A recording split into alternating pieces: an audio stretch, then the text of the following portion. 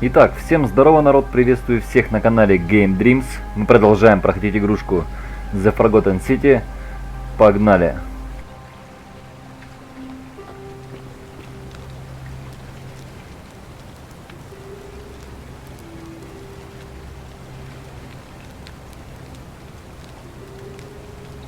Salve, friend. Mind telling me who you are and what you're doing with that bow on your back? Oh, sounds serious. Yulia.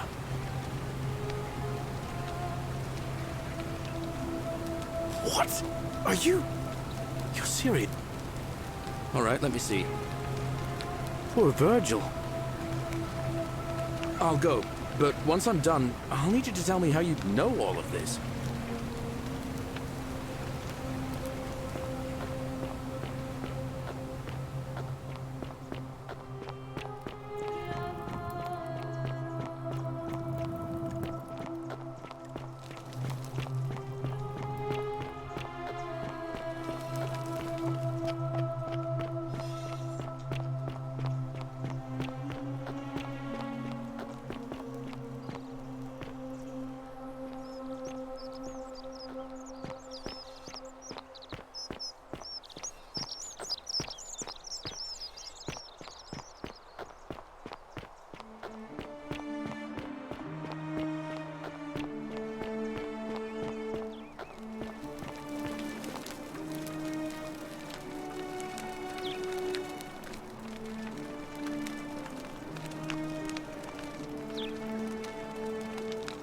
Hey!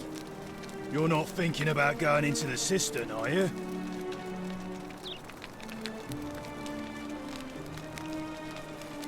Nobody's told you about Hannibal? Ugh, why do I have to do everything round here? So, there was this guy called Hannibal, right? Funny accent. Used to go down into the cisterns looking for junk he could clean up and sell. One day, a few weeks back, he comes out and tells me the cisterns are haunted. Said he could hear spirits wailing. Of course nobody believed him, because who trusts a Carthaginian, right? Anyway, a few days later he goes back in, and hours go by, and he hasn't come back out, yeah? So I go down after him, and it's dark.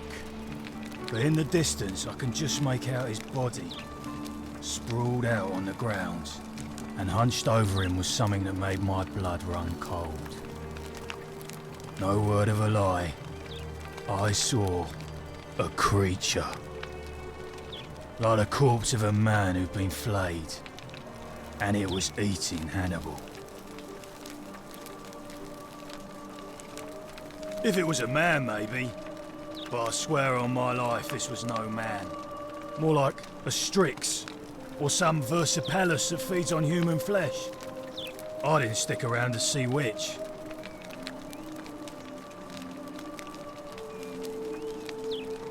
What any sane person would have done. I legged it out of there and put a sign at the door to warn the others. Well, it's your funeral.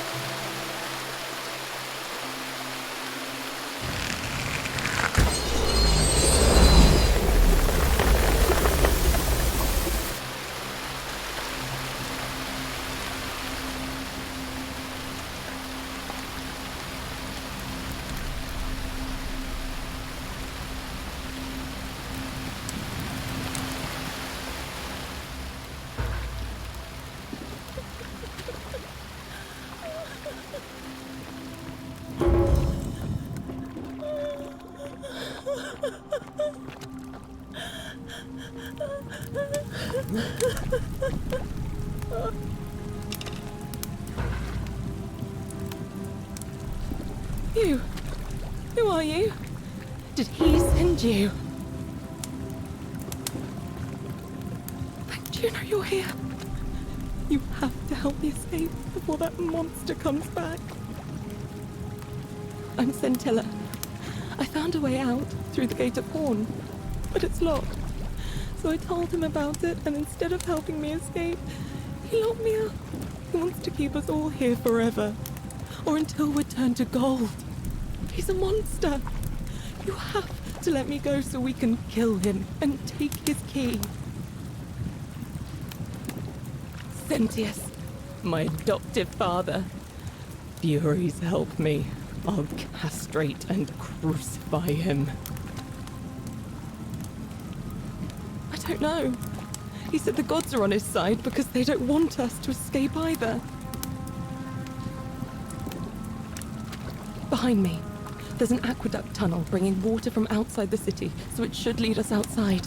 The only problem is it's barred by a heavy locked gate, and he has the only key. I'm going to take that key from around his neck, even if it means cutting his throat to get it. I'm done caring about the golden rule. I just want out. Help me, and we can escape together. There won't be enough time. Just you and me. What do you say?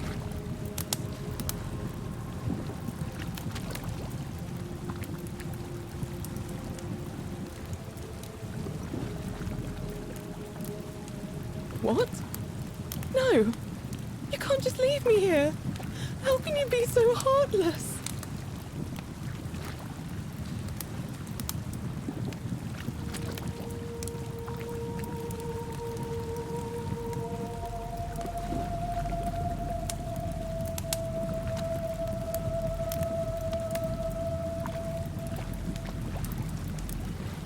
It's no use. You'll never persuade him of anything. I'm telling you, he's a monster. Please.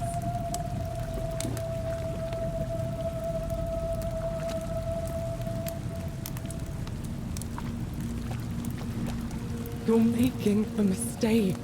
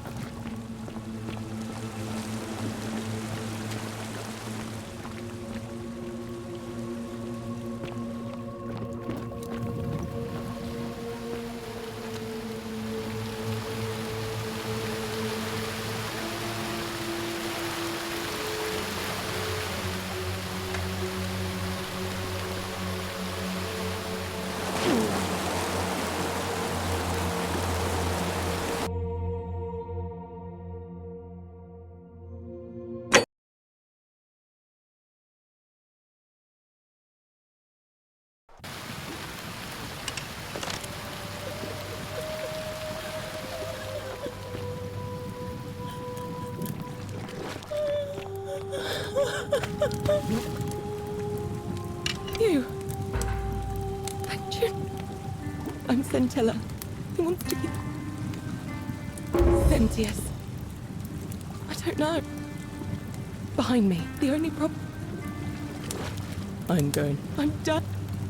There won't be enough... What? It's no use. You're making...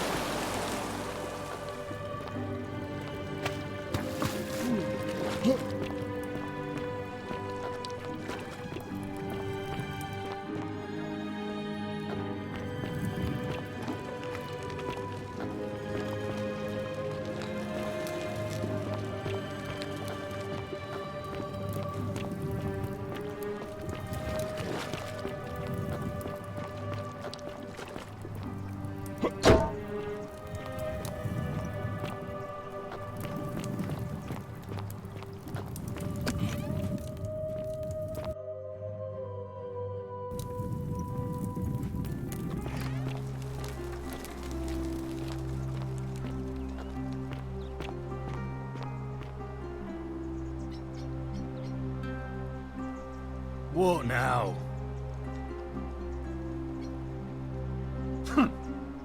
I'm not going. Whatever. Just remember, I'll be watching.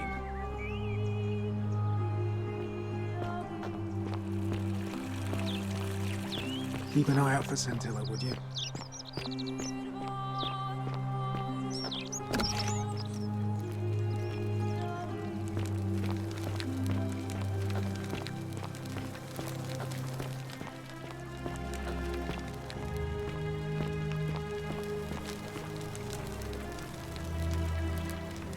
We're finally alone. I assume you already know who I am. May I know your name? We have? I must have entrusted. Is that about right?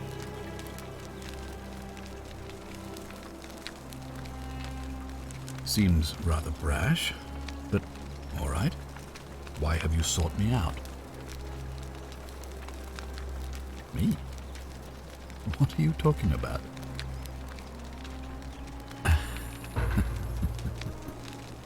You know, you remind me of him. Al Worth, the fellow who came through the portal before you. Come now, surely you didn't think you were the only one here who remembered everything. You see, my connection to the portal somehow preserves my memories from one book to the next. Whether that was Prasapana's intention or a happy accident, I'll never know. But I'm surprised you hadn't noticed. Here I was thinking you were a little bit sharper than Al was. Or perhaps you're just more willing to break the rules.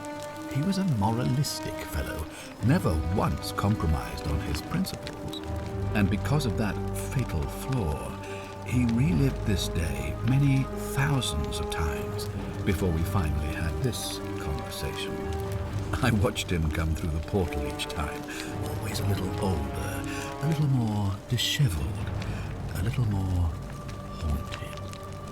And when he finally saw the futility of it all, as you're about to, it broke him. He drank a jug of wine, tied a noose around his neck, and took his own life, just before he was shot with a golden arrow. The next time I awoke, you showed up, but you've caught up to where he was so quickly. I mean, you've lived through the day, what, less than 15 times? Impressive. And yet everything you've done has been in vain, because there's no escape.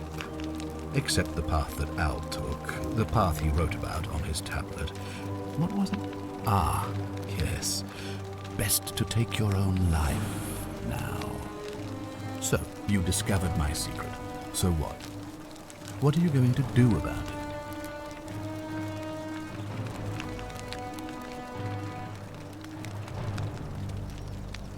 Why? Isn't it obvious? Because I have grown attached to all this.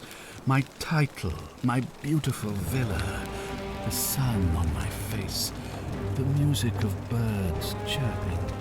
And as long as this day keeps repeating itself, I get to enjoy it all, over and over again, for eternity. Don't you see? I have found a way to prolong my life indefinitely, to cheat death. I have become, in effect, as immortal as the gods. Can you honestly say you would not wish the same for yourself? And why would I agree to that?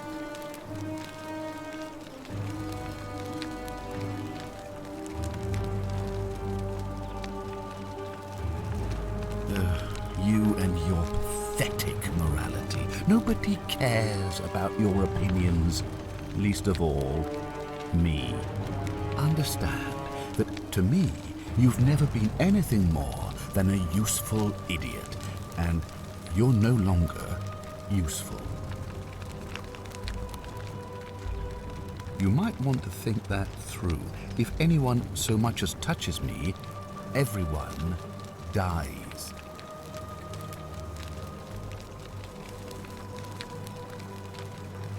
The only way you're getting this key is over my dead body. And if I die, I won't be able to open the portal for you again, meaning you'll have created a paradox. You see, it was my actions that brought you to this point in time. So if you kill me, you'll stop me from doing so, and you being here will be an impossibility.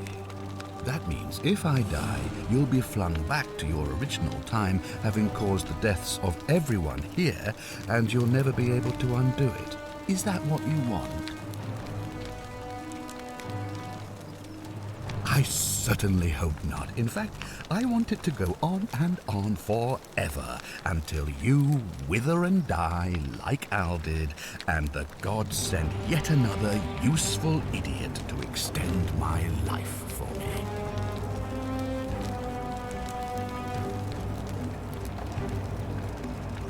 What are you going to do? Beg the gods for help? They don't care about you, and neither do I. Now, get out of my villa. I'm bored with you.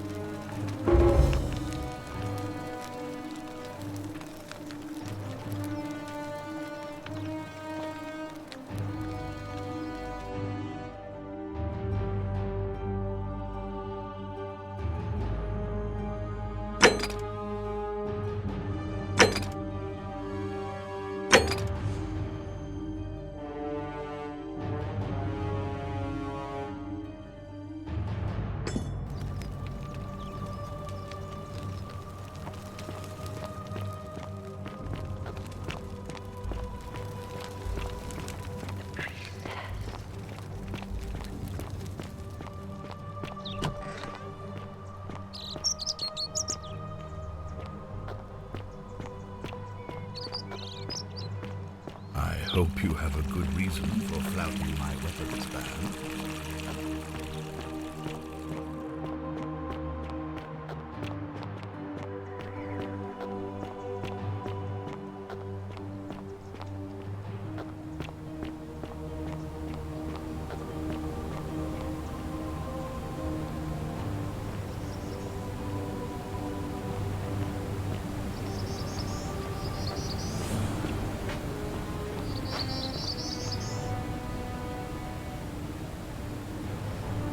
Salve again, friend. I went and did as you asked, and it worked. How is it possible that you've just arrived here and you already know everyone and exactly what's about to happen to them?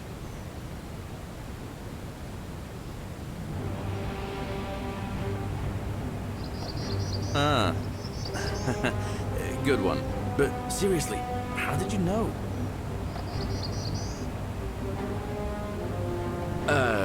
You're toying with me, right?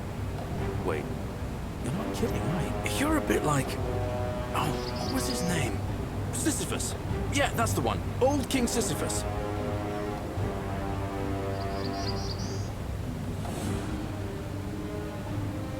Sisyphus was a Greek king a long time ago. For daring to think he could outsmart the gods, he was given a terrible punishment.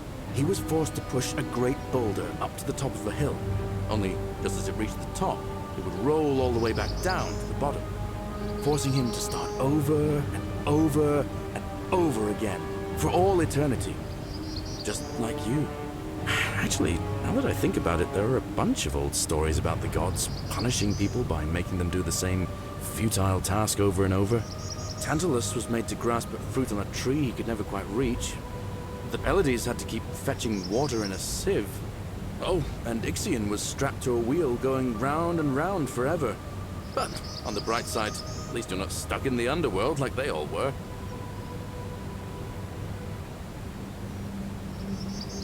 Anyway, I don't know which god you managed to upset to get yourself into this position, friend, but you seem all right to me.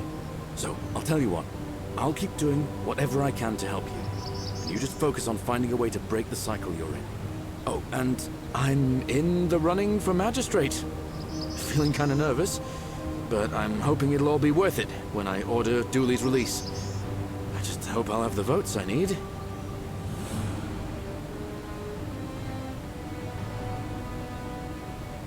Oh, that's kind of you to say. Now, I'm going to keep your secret. Although, it's not as if I'll remember this next time we talk anyway, right? Oh, and if our conversations ever start to annoy you, just tell me you're busy. I know when I'm not wanted. May fortune smile on you, friend.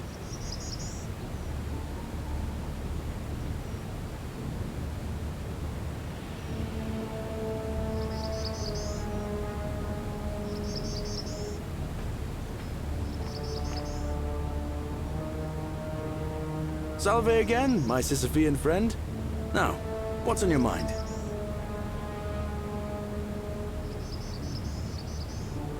I've bounced the idea around once or twice, mainly as a way of getting Dooley set free. God knows Sentius is never gonna do it. But from what I hear, Malleolus has the elections stitched up. Nobody's gonna take him on and win. And maybe that's not such a bad thing. I mean, he talks a lot about freedom, so I'm hoping if he's elected, he'll release Dooley from his cell. That's good enough for me. He did? Oh, that was unexpected. I wonder what could have possessed him to do that. Well, I guess it's time for me to step up then. I'll let Equitia know I'll be running. All right, friend. Hope you find a way to break that cycle you're in.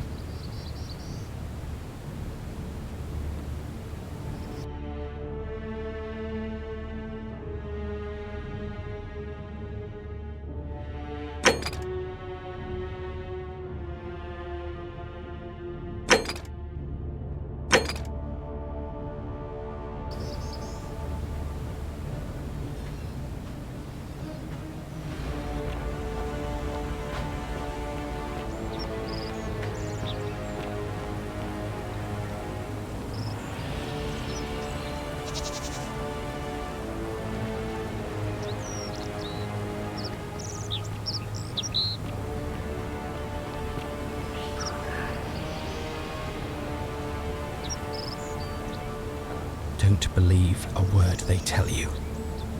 Shalom, friend. Galerius. He saved my life. I have a feeling he can do a lot more if given the chance.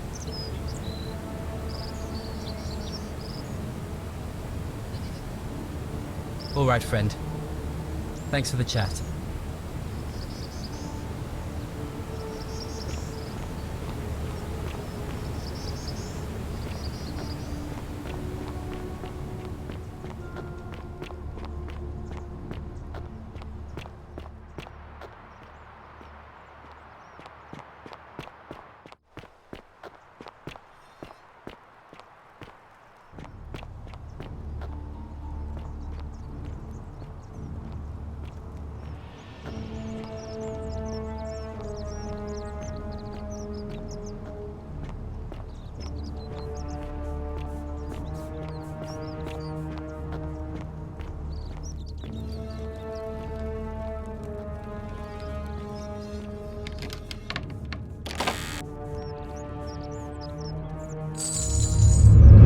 Many shall suffer for the sins of the one.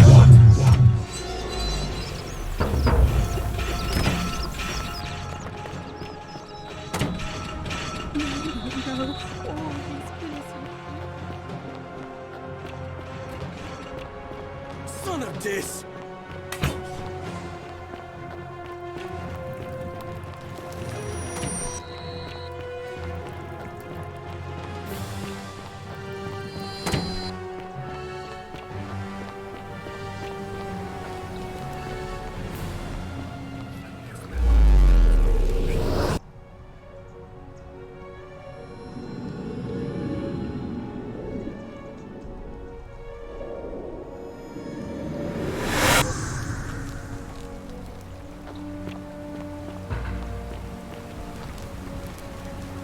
Salve, friend. Oh, sounds serious. Yulia. Poor Virgil. All right, let me see. Stop Fabia going in. What? Are you? You're serious, aren't you? I'll go. But once I'm done, I'll need you to tell me how you know all of this.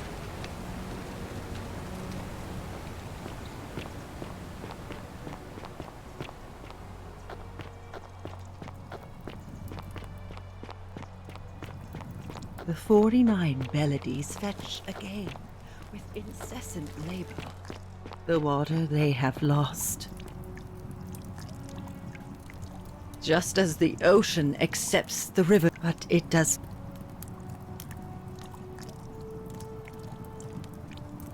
The newly arrived are ignorant.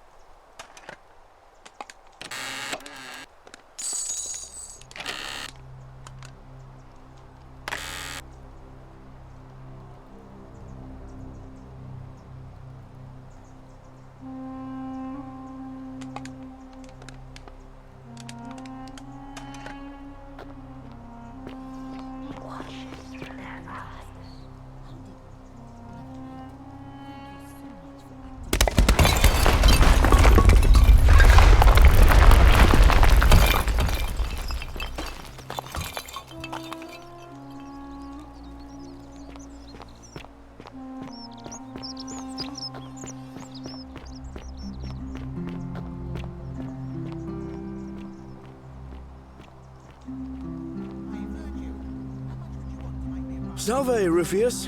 I hear your rheumatism has you so riled up you've been harassing Virgil. What? My condition is nobody's business but mine. There's no need for that. I just wanted to give you this willow bark to help you treat it. A treatment? Really?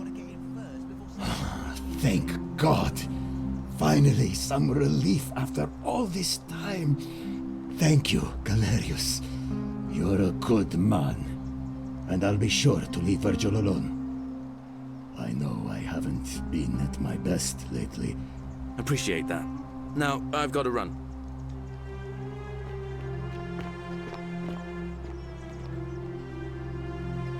Name's Rufius.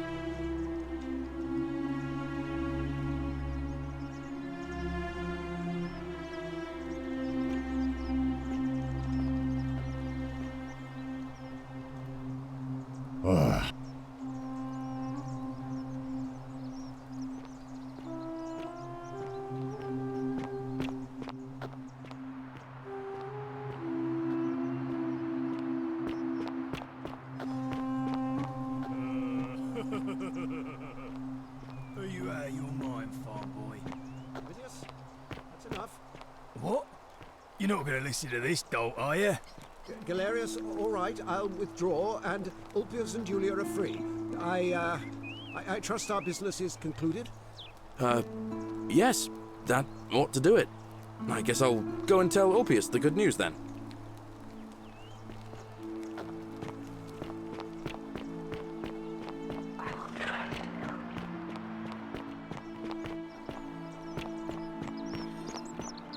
Citizen.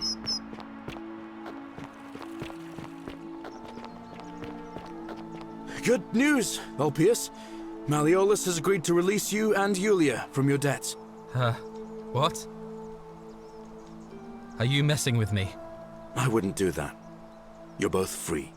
We're free. We're free. Thank you.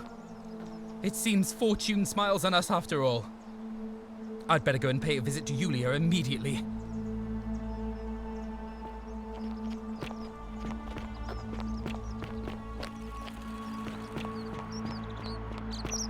Citizen.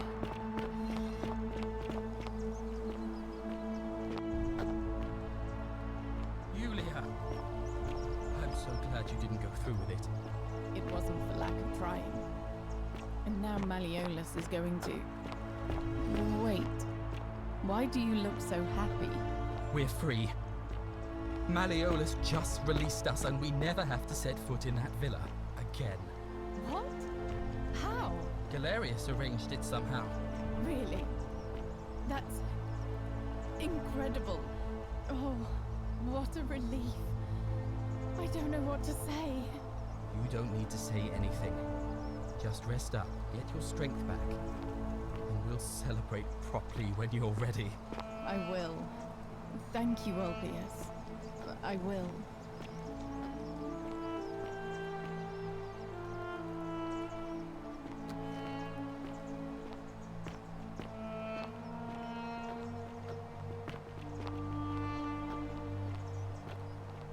I hope you're coping. Don't believe a word they tell you.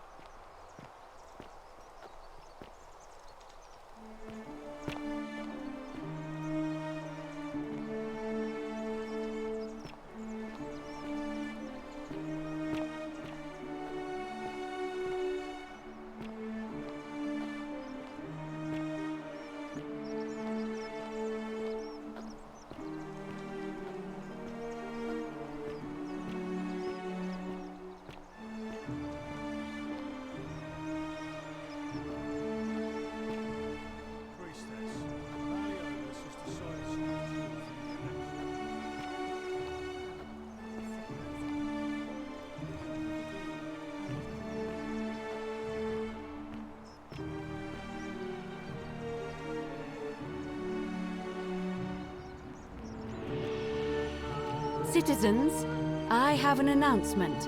Malleolus has withdrawn his candidacy from today's election. Unless any new challengers are nominated by nightfall, Sentius will be re-elected magistrate by default. Actually, I'd like to nominate myself, if that's all right. Of course, Galerius, that's your right. Citizens, the election will proceed. Salve again, friend. I went and did as you asked. How is it possible that you've... Oh, of course. I'll leave you to it then.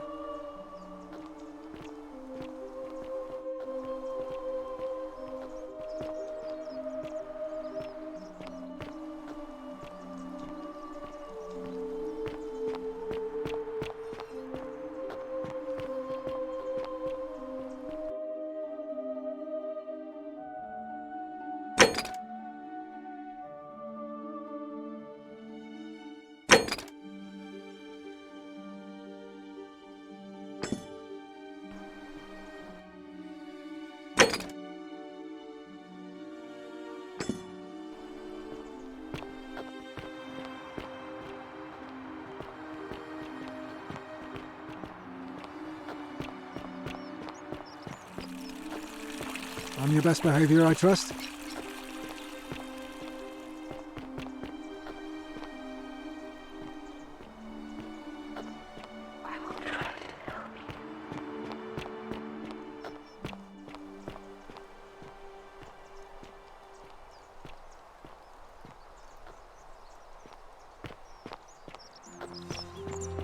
Citizen.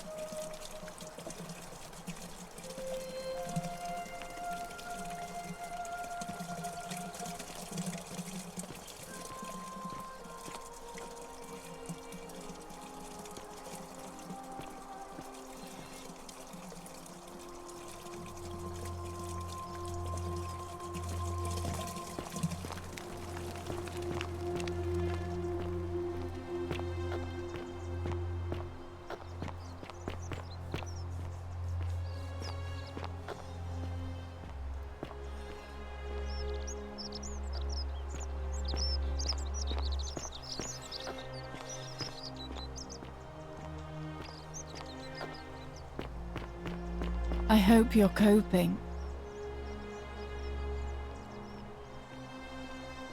A new face, Ave, and may Vesta watch over you. I'm Equitia. To what do I owe the pleasure of this visit?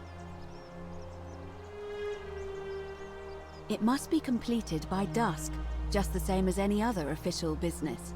It'll be between Sentius, the incumbent, and Galerius, the challenger. Why do you ask?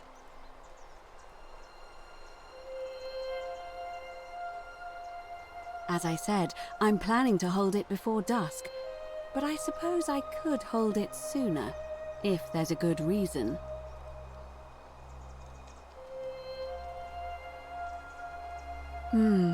Yes. I have overheard some rather unpleasant arguments. The last thing we need here is additional conflict. Very well. I'll get things started right away. Citizens, it is time. Let us meet to elect our magistrate. Time to go to the theater.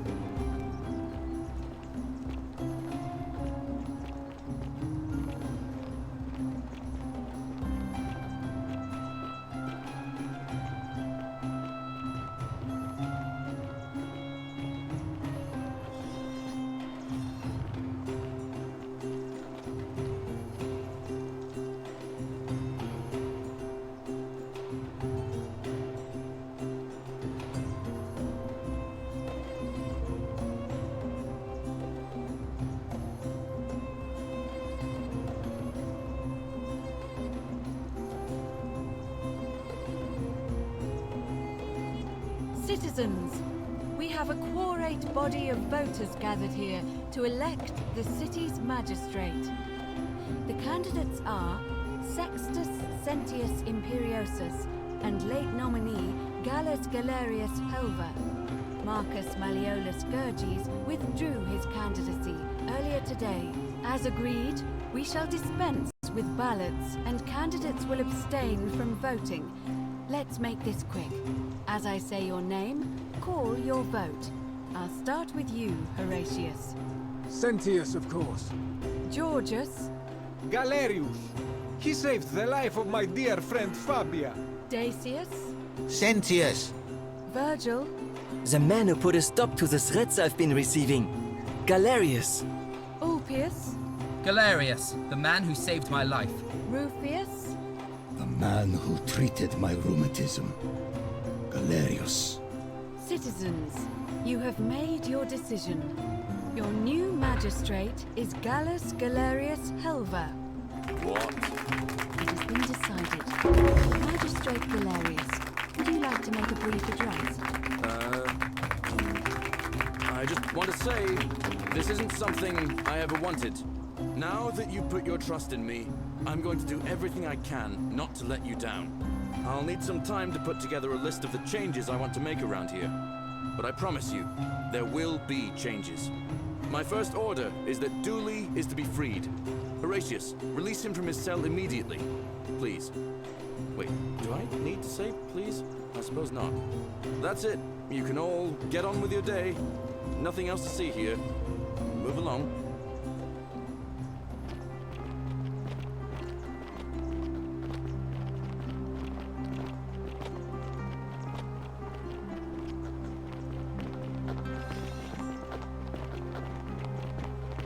It gladdens my heart that Galerius Sometimes I and stare Dooley at the free. great temple on I the will bluff, cherish and this I moment. think, whatever is in there, it has to be important. I bet Galerius only won by bribing people. Outrageous! Where was my bribe? Fortune smiles on you today, Julius. Magistrate Galerius here has ordered your release. You're going to let me out of here? I'm sorry it took so long, my friend. And it wouldn't have happened at all if it wasn't for a newcomer. So be sure to offer your thanks when you can. I will. I will. Thank you, Galerius. I'm so happy. I'd love to stay and chat, but I've got a lot of work ahead of me. Why don't you go to the baths? Then tell Georgius I said you could have some new clothes. Then I want you to go home and rest. I'll speak with you soon, Dooley.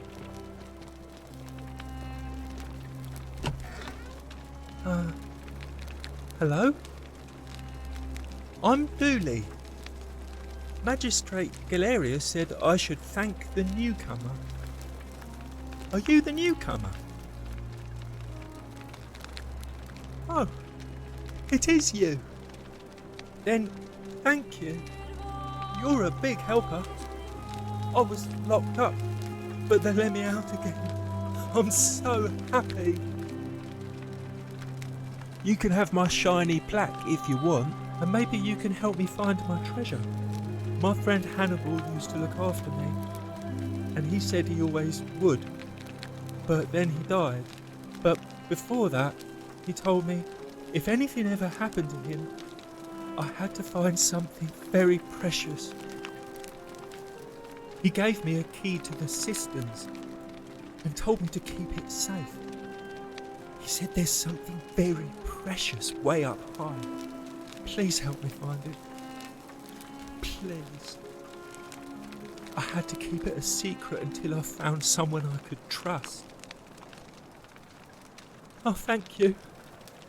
Here's the key.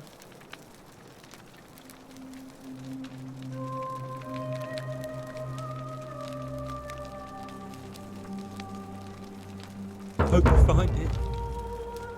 In the cisterns, way up high, Hannibal said. Oh, look over there. Something shining. Is it treasure? Maybe it is treasure. I can see it for myself. So pretty. And it's just lying out here in the open. Maybe nobody wants it anymore.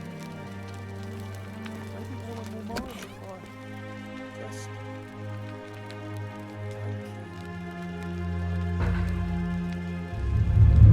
The many shall suffer for the sins of the one.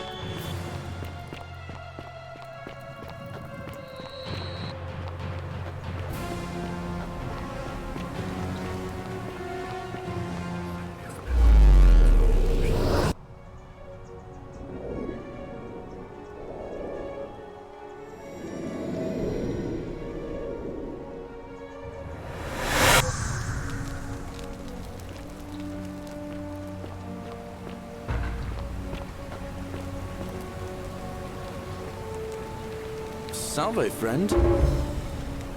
Oh. Julia. All right, let me... What? Poor bird. I'll go.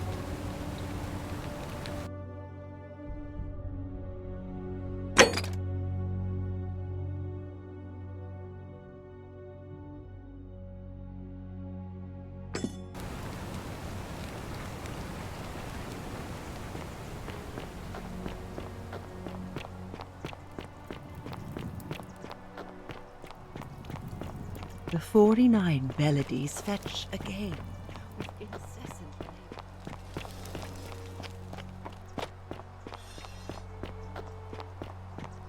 Fabian, listen. There's a troublemaker coming into the city. I know. And I'll take care of it. Ah, a fellow traveler from a faraway land.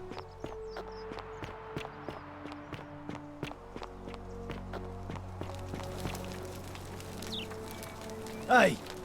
You're not thinking about going into the cistern, are you?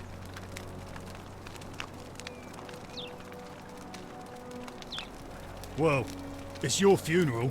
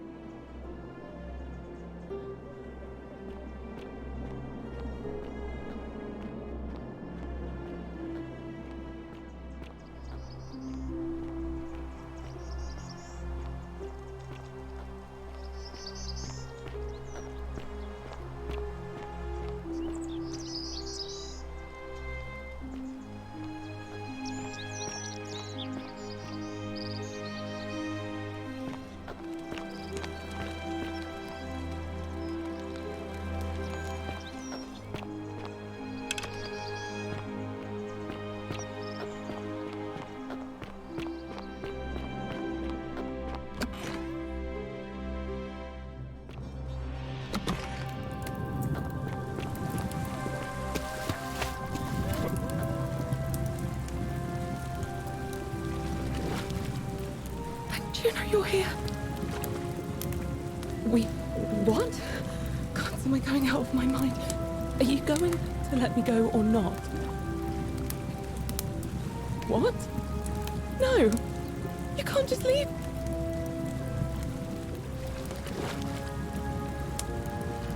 I hate you. I spit on you. I hope Dis drags you to Tartarus.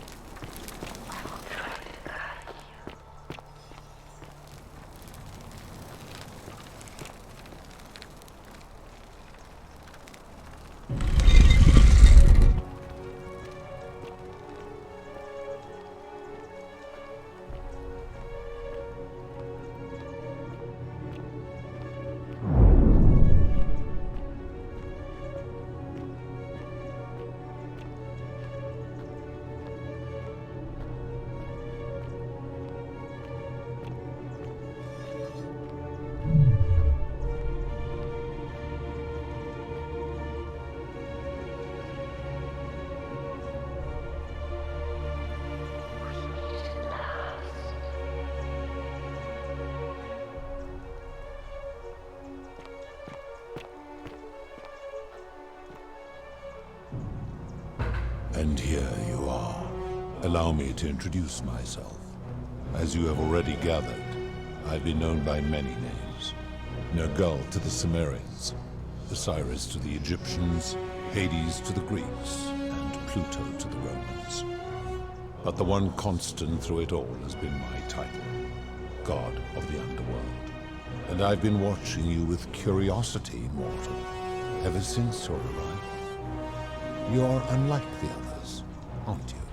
And what is more, you carry a weapon that was never intended for mortals to wield, and you do it so brazenly that there will be time for your reckoning later. First, as a reward for undoing the desecration of my obelisk, I will allow you to satisfy your curiosity. Ask what you will.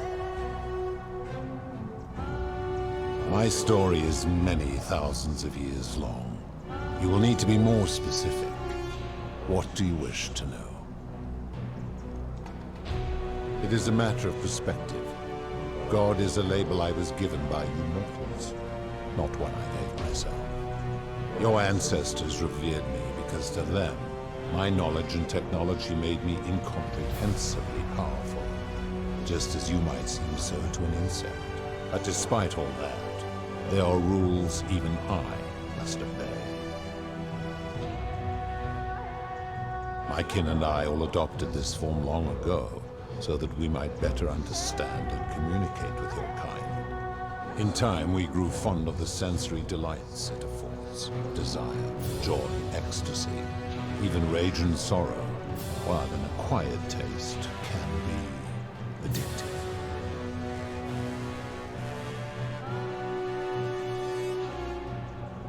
No. Long ago I swore to Prasapana that I would remain in this form for as long as we remained among your kind. I must honor that.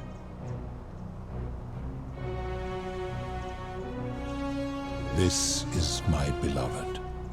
Like me, she has been known by many names. Ereshkigal to the Sumerians, Isis to the Egyptians, Persephone to the Greeks, and Prasapana to the Romans.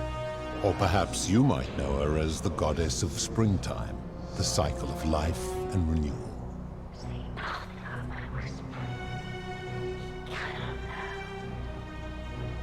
Your gaze lingers too long.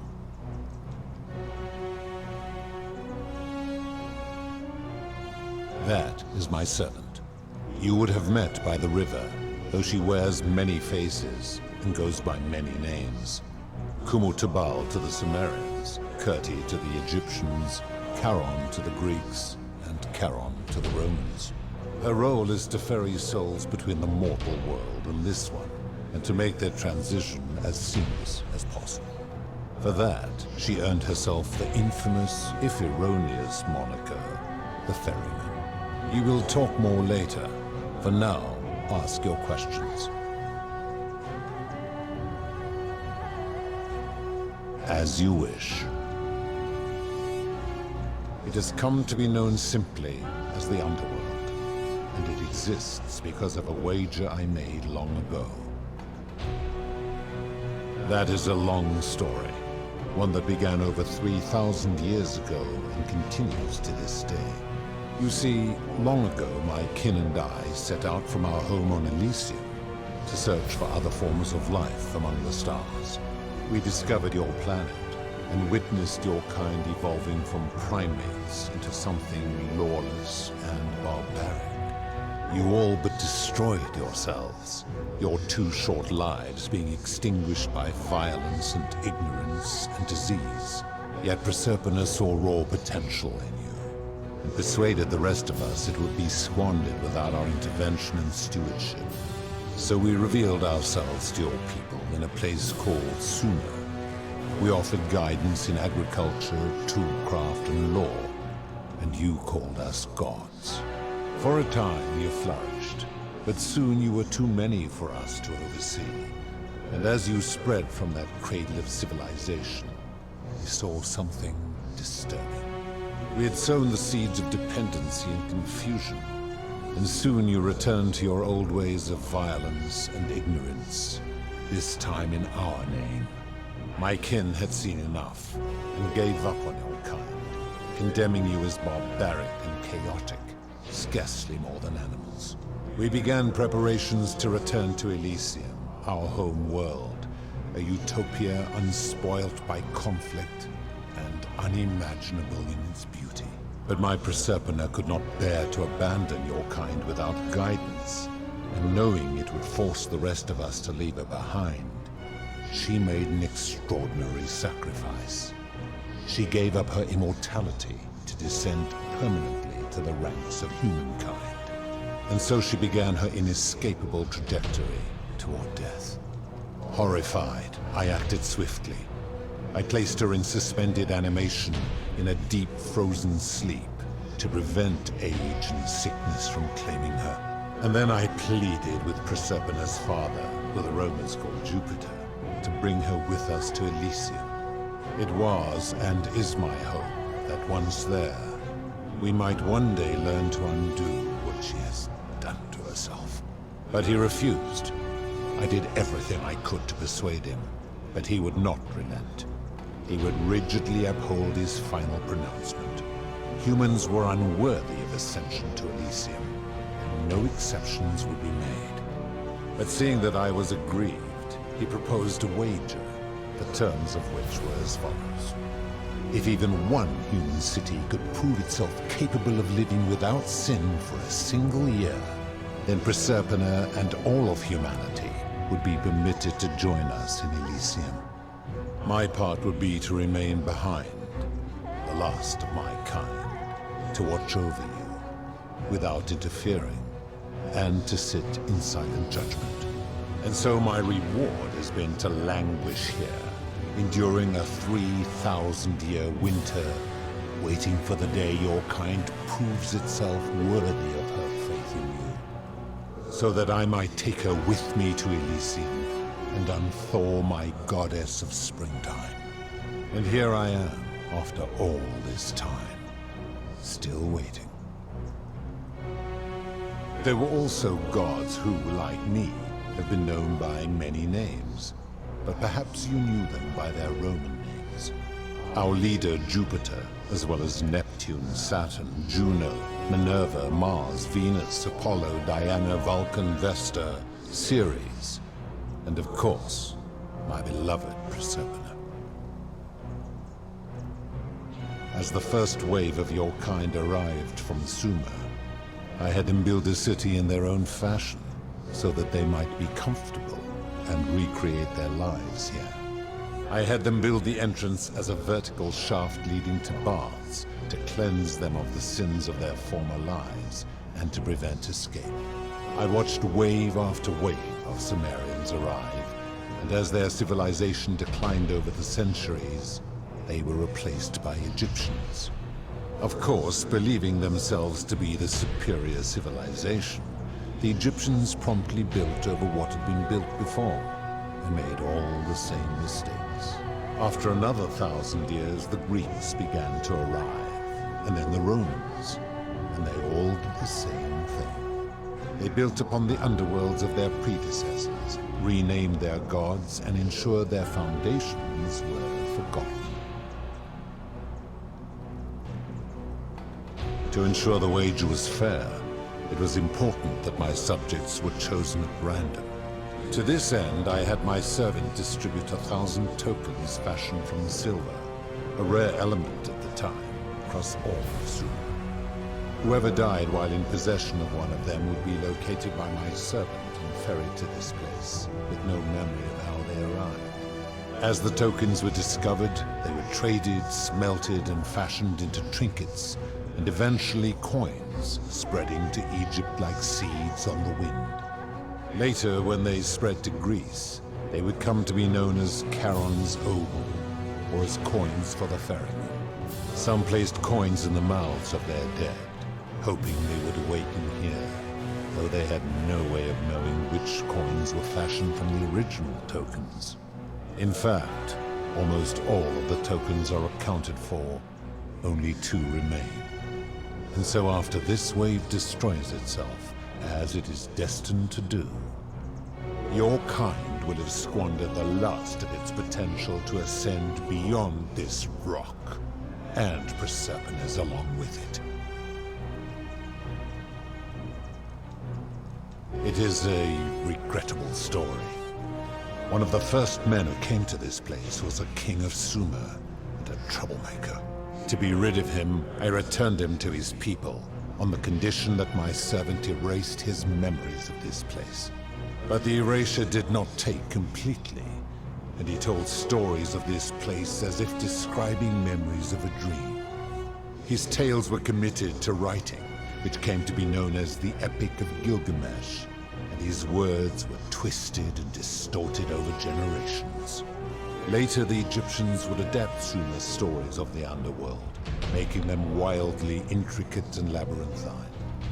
Their Book of the Dead and Book of Gates bore less and less resemblance to this place in their priests' pursuit of profit. Then, when the Greeks began to arrive, they proved far more cunning, and in a series of incidents that will not be repeated, 5 of them escaped.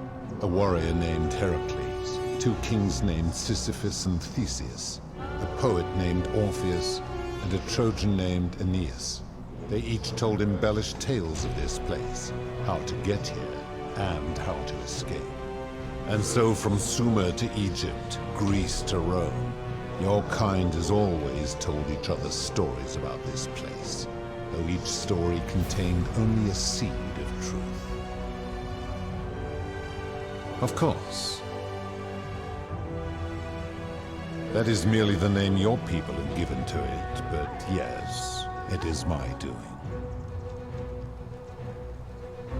That is a story dating back to the very first wave. After the Sumerians finished building their city, the self-declared ruler threw a banquet to celebrate. Now this man was unmarried, and many women were vying to become his wife, a prestigious position of power and influence in a new world. Of all the women, 2 were particularly ambitious. Both were beautiful, and both arrived at the banquet wearing eye-catching dresses and painted faces, their hair woven in elaborate fashion. The first woman, recognizing that she would require an advantage to win the ruler's affection, draped herself in jewelry, ornate necklaces, bracelets, and rings fashioned from gold. Seeing this ostentatious display, the second woman grew envious, for she had no such jewelry at her disposal. She prayed aloud to any gods that would listen to cover her in gold, and when her prayer went unanswered, she took matters into her own hands. While the others indulged at the banquet, the second woman summoned the first for a discussion in a quiet place. She checked that nobody was watching, and pushed her rival from the top of the ziggurat, where she broke her neck on the rocks below. But I was watching, and I decided to answer her prayer.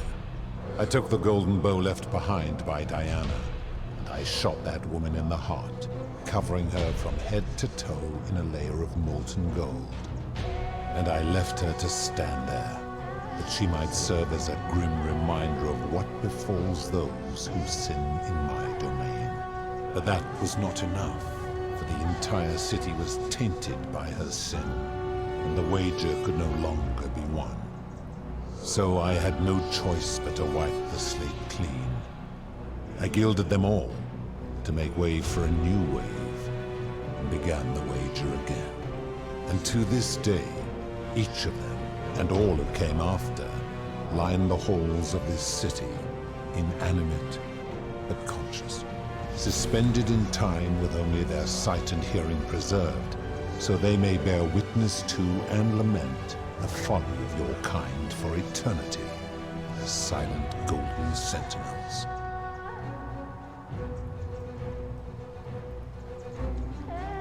I give your kind a second chance at life, as well as ample warning about my law.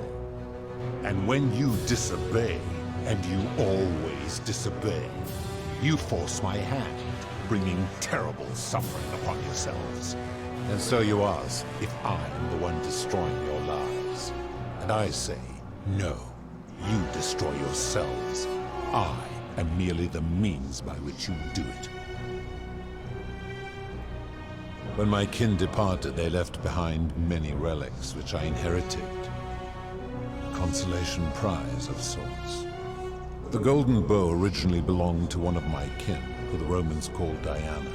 As my collection of golden statues grew, I chose the most ferocious among them, and equipped them each with a duplicate of her bow, and tasked them with hunting down the Forsaken at my behest. They became known simply as Furies. I've always considered that the cornerstone of morality is the ability to determine right from wrong on one's own. No attempt to lay out rules like your Code of Hammurabi or your 12 Tables of the Roman Republic can ever cover all possible scenarios. This should come as no surprise to you, since the core principle has been expressed in many forms by many of your civilizations. The Egyptians made a rudimentary attempt with do to the doer to make him do. The Greeks refined it with avoid doing what you would blame others for doing. The Roman Stoics added, treat your inferior as you would wish your superior to treat you. Even the so-called cultists hiding among you often say, do unto others as you would have them do unto you. It is the simplest of concepts, and each one of you is born with the faculties required to apply it to any situation. Yet none of the peoples who expressed this rule were able to uphold it. Curious, is it not?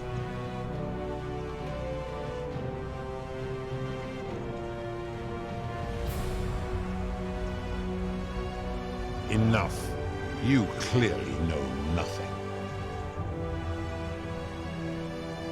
I've always considered that the cornerstone of morality, no attempt, this should come, the Egyptians, the Greeks, the Romans, even the, it is the, yet,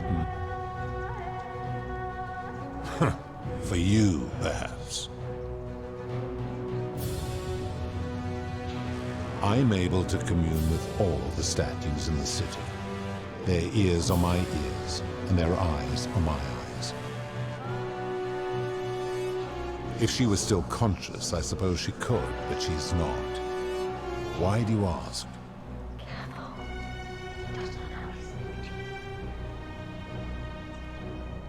Then what an odd question.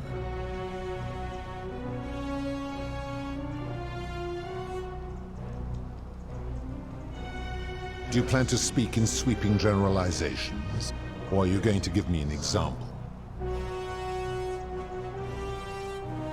I have seen no such thing, but in any case, taking one's own life is a self-directed act. It is not one that is done to others, however they may be affected by it. Therefore, it cannot be said that one who commits suicide has done anything unto others.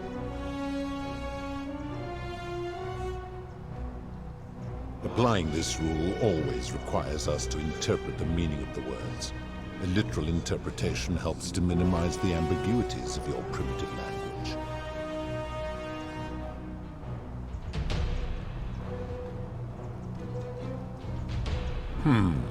Supposing you're right, then my law has been broken, and I should turn you all to gold immediately. Is that what you want?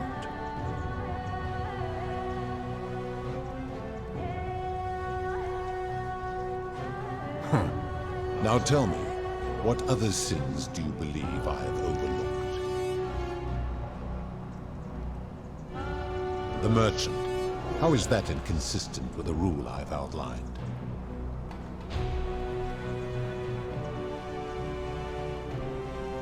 I disagree. Having watched this merchant, that is precisely what he would expect from others, and he would be quite capable of paying the price anyway.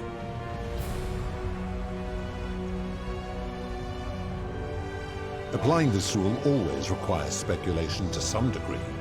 It requires us to ask what another person would want if they found themselves in another situation.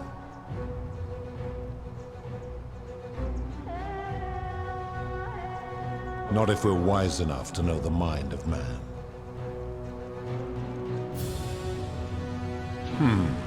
Supposing you're right, then my law has been broken, and I should turn you all to gold immediately. Is that what you want? Huh. Now tell me, what other sins do you believe I have overlooked? Ah, the tavern keeper, yes? How is that inconsistent with the rule?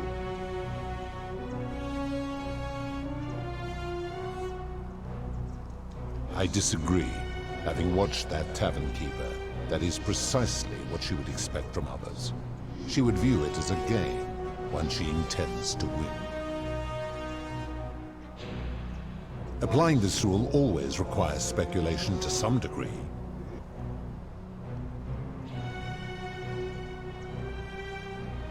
Now tell me, what other sins do you You speak of the moneylender.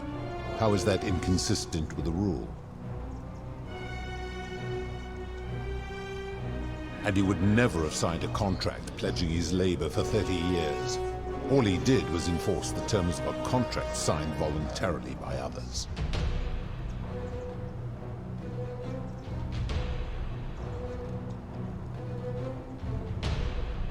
Ignoring your irritating sense of moral superiority, this is interesting.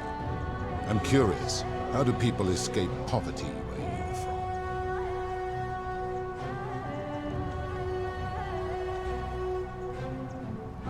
I see. And how long might it take such a person to repay their debt? I fail to see how your system of loans is significantly different to a debt bondsman signing over his labor for 30 years.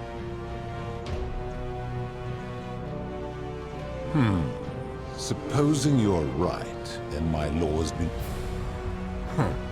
Now tell me, what other sins do you believe I have overlooked? The midwife and the palace, yes. How is that inconsistent with the rule? The rule is do unto others, meaning other people. Those statues are something else now.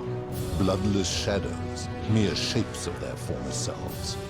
They are forsaken. What happens to them is no concern of mine. Now tell me, what other... Abduction? You mean the magistrate imprisoning his daughter in the cistern, I take it.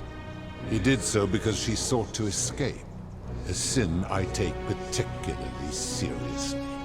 Better that he stops her from escaping, albeit brutishly, than I have to wipe out this entire city to punish her. Wouldn't you agree?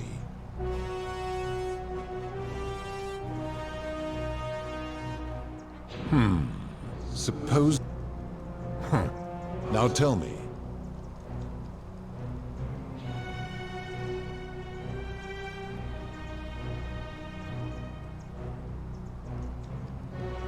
Do you honestly think you could do better?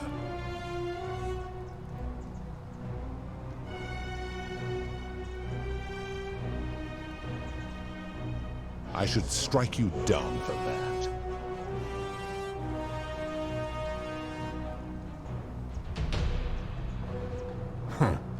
Now, did you have any other questions before your reckoning?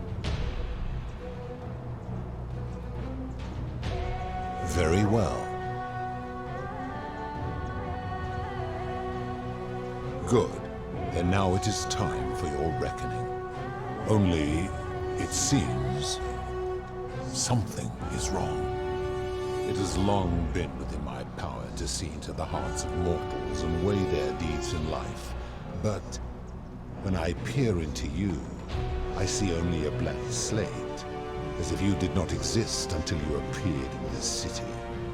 How is this possible? Charon, where did you find this one? I do not remember ferrying you. How did you come here?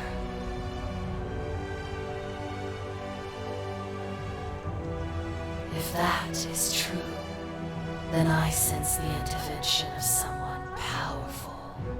How did you come to be in this time, mortal? Who brought you here? We cannot know.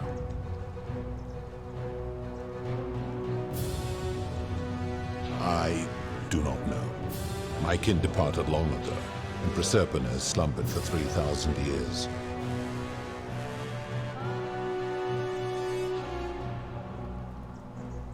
Tread lightly, mortal. Enough of this.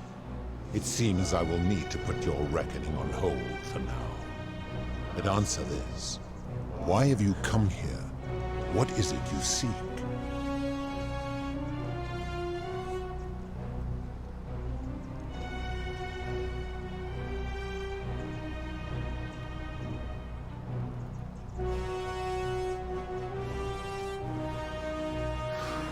Selfish little creature. It is out of the question. You know far too much now, and would only corrupt the wager. You will remain here as my servant until the wager is won, or the golden rule is broken. It is not open for discussion. Your hubris is amusing, so I will allow you to make your case. But I warn you, if you anger me or waste my time with lies or wrong-headed arguments, you face death here. So, tell me, why should I put an end to the so-called Golden Rule?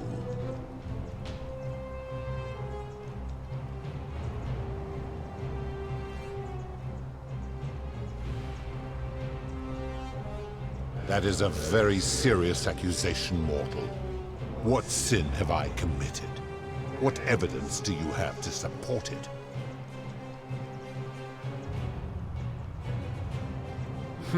I am well aware of the story told by the Greeks and Romans of my so-called abduction. It is entirely unfair. My love was dying, and I intervened the only way I could to save her life. What would you have done? It was an act of rebellion against the others. She knew I would have to act to save her, and I did because I loved her. I love her still. Accordingly, I reject your argument. These people were all dead when my servant found them. I gave them a second chance at life. Would you prefer to have simply ceased to exist? Then you still have the option to end your life should you wish, and you are no worse off than if I had not intervened. Accordingly, I reject your argument.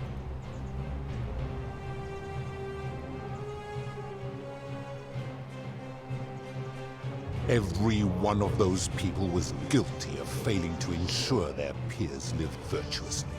They failed collectively, and so they were punished collectively.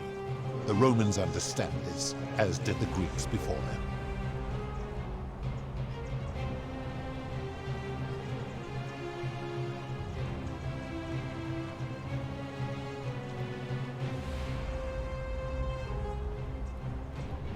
Ah, but I am a god, and you are a mortal. Why would you expect me to treat you as I treat my own kind? You are not a peer. You are not a respected equal. Let me ask you this. Do you treat insects as you wish to be treated? Do you care for their well-being as you would your fellow man? Do you ensure they have food and shelter and protection from predators? Do you give them rights? Of course not, because that would be absurd, just as it would be absurd for me to treat your kind as equals.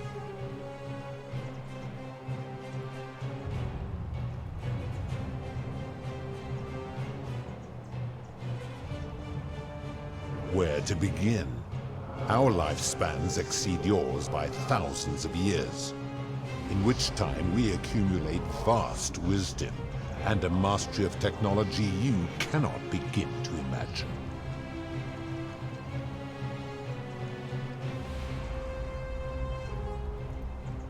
Because that is the source of our power over you.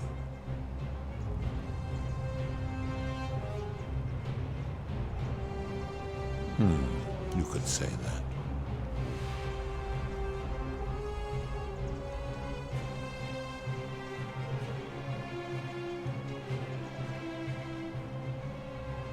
My kin have no superiors.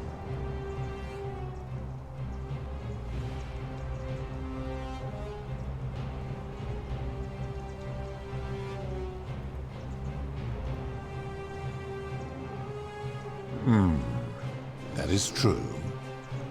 Go on.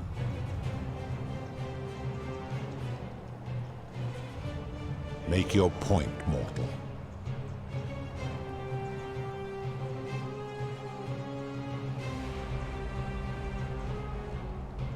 Let me ponder that for a moment. If you are right, then it would follow that all this time I have been in the wrong. But no. The very thought of it grieves me. How can I accept your argument when doing so would make me a tyrant and a monster?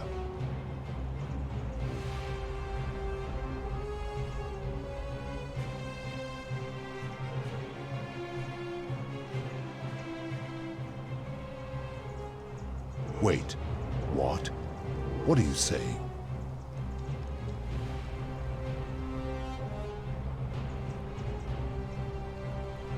You have spoken eloquently, and yet, if what you say is true, it follows that my wager was fatally flawed from the beginning. But that would mean Jupiter, Prasapana's father, who knew more about you than anyone, proposed a wager I could never win. Why would he do that?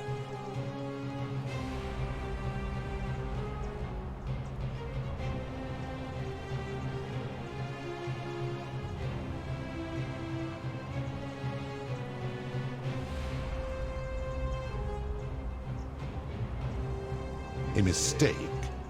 But he is the best and greatest of us.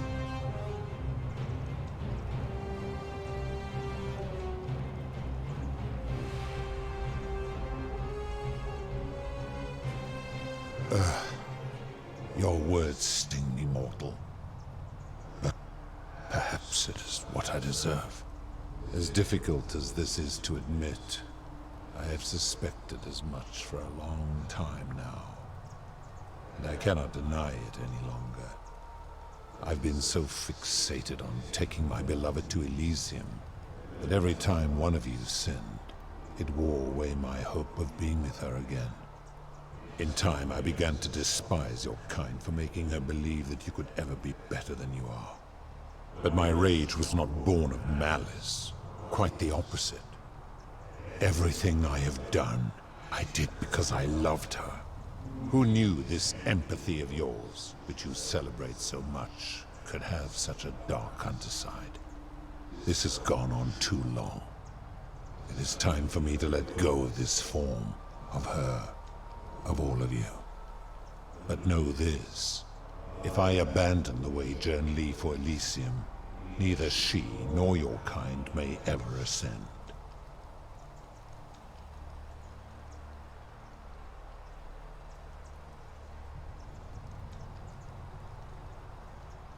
Because doing so would violate the rules of my sacred agreement with Jupiter, and you would receive a hostile reception. The best I can do is return you to the land of the living. I will have Charon make arrangements to ferry the others. But as for you, be aware you will be separated from the rest. Once this exodus begins, the events that brought you to this moment will never have taken place, and you will have created a paradox.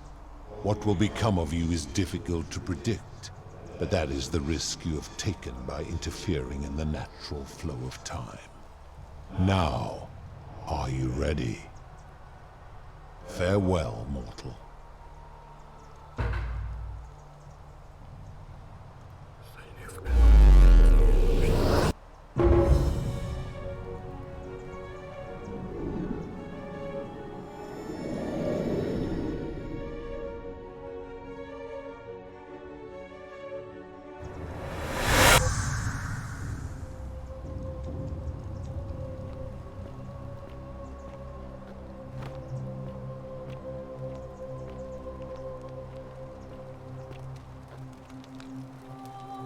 Oh. Hi there. Gave me a bit of a fright. Thought I was in here alone. I'm Al. Well, here I am. I'm sorry, I didn't catch your name.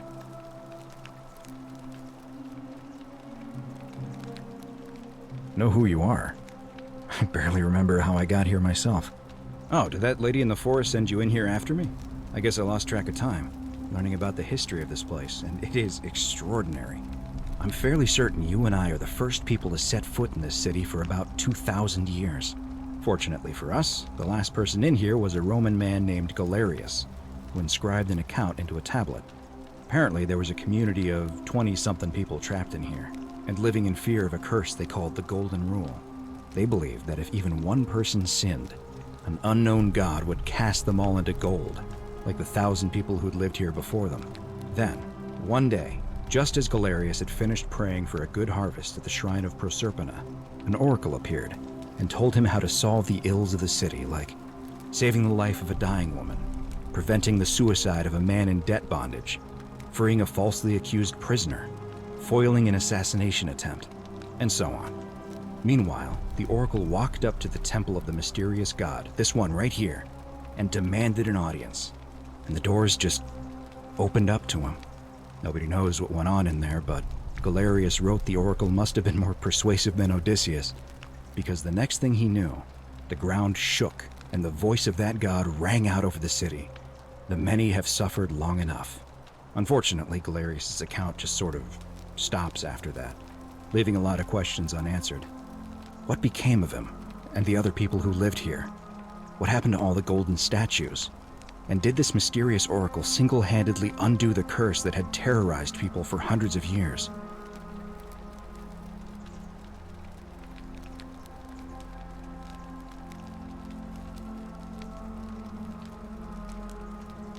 I don't know, it reads like an earnest account to me.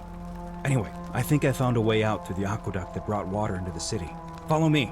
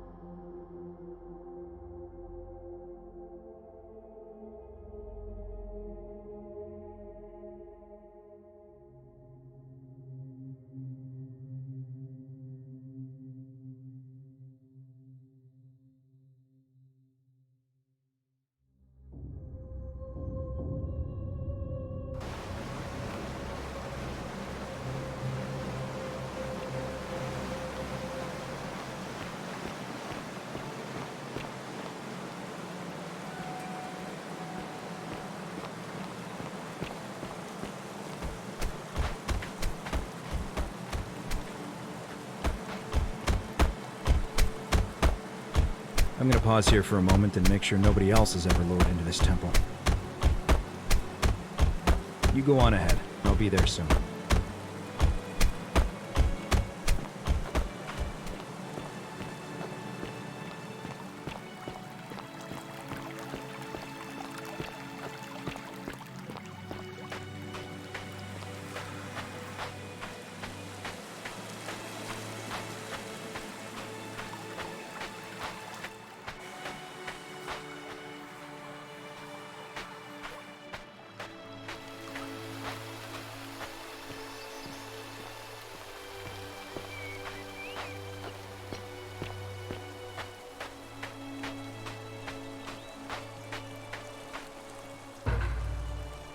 You're back!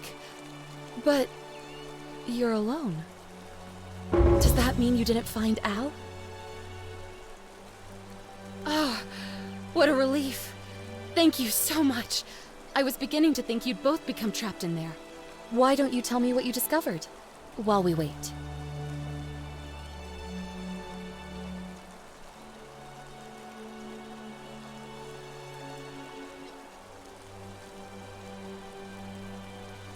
Ah, I see.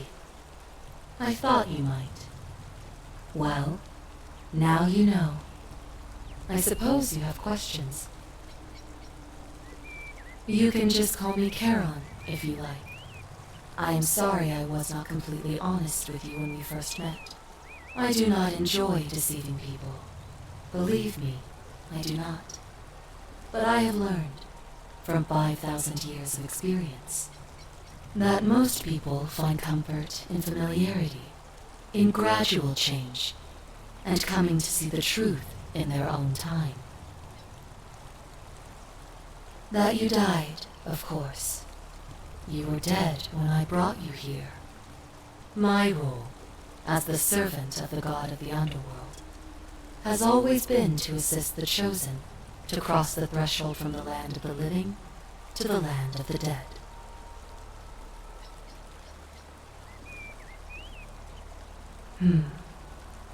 Usually, when people do not remember how they died, it is because they suffered a terrible trauma. Most souls would rather not remember. Ask yourself honestly, do you really want to know? As you wish. You were murdered. You were on a mission to recover a collection of stolen relics, including 2 silver coins of ancient origin, from a powerful criminal. You succeeded, but as you escaped into the street, you were followed by 2 of his men. A passing motorist saw you being pursued and offered to you a ride, but the men in pursuit destroyed the vehicle with you in it. There was nothing you or your ally could have done. He died instantly at the scene, and you followed a few hours later. That man's name was Al Worth. You were each in possession of a sacred coin, called Charon's Opal by some, and so it was my duty to bring you here.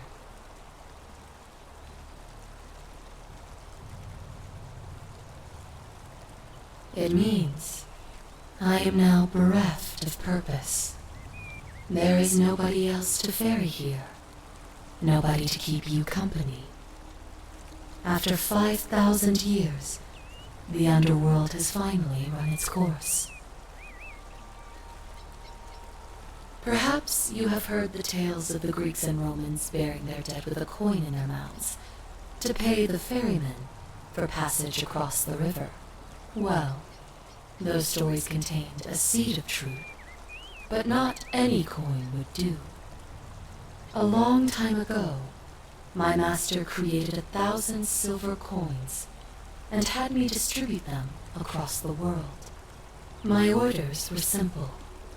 Whenever a person died in possession of a coin, I was to locate them and ferry them here.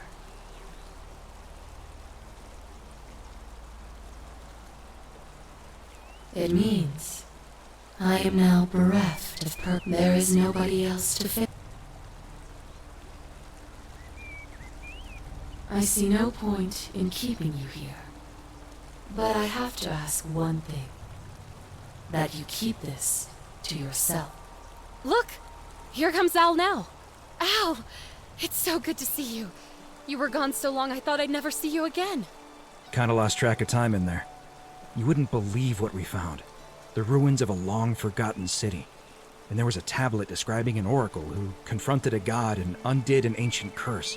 Sounds like quite a story, and I look forward to hearing all about it. But you two look exhausted. Why don't you hop in my boat and rest while I ferry you back to civilization? Sounds good to me. And you? Are you ready to go home?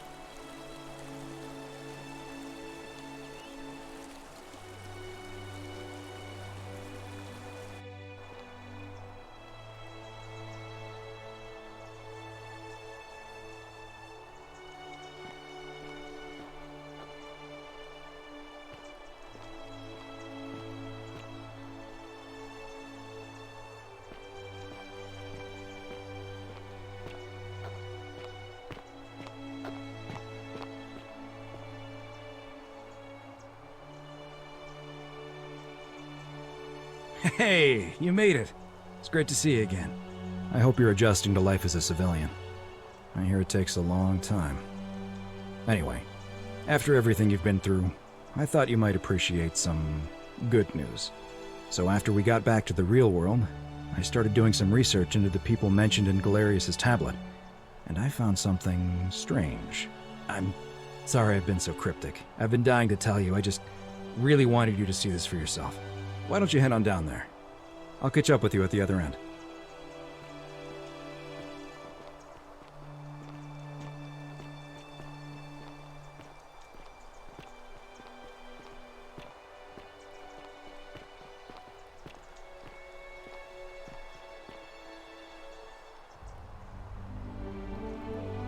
finally here. Remember me? It's a crazy story. After you disappeared, Karen appeared and told us she was returning us to the world. Even gave us some coins to help us start our lives over. Only, for some reason, she returned us to your world instead of ours.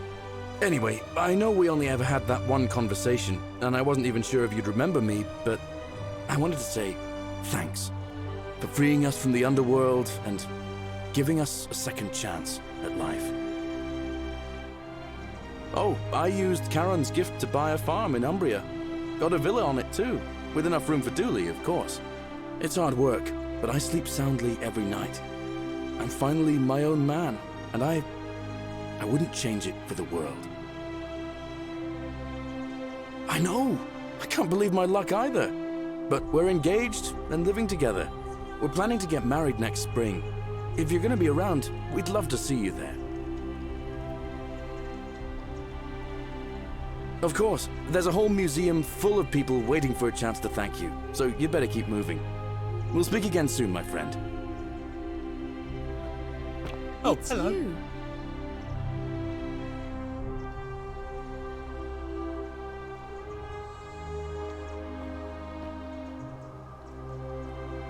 You're here. It's lovely There he to is. finally meet you. Galerius told me all about you. Hello. So, you're the hero who somehow vanquished the last of the Roman gods. As I'm a priestess, you realize you've put me out of work. I'm just teasing. Actually, and it still feels a little sacrilegious to say this, I'm finding life after religion quite enjoyable. Galerius and I are engaged and expecting. We've just bought a lovely villa in the countryside with room for a large family, and Dooley too, of course. It feels like the world has just opened up for us. There's so much to learn, and so many more possibilities for our children than we ever imagined. We're just so thankful for what you did for us, for all of us. Oh, it's sweet of you to ask. She recovered nicely. In fact, she's here somewhere, if you'd like to ask her yourself. See you at the wedding, I hope.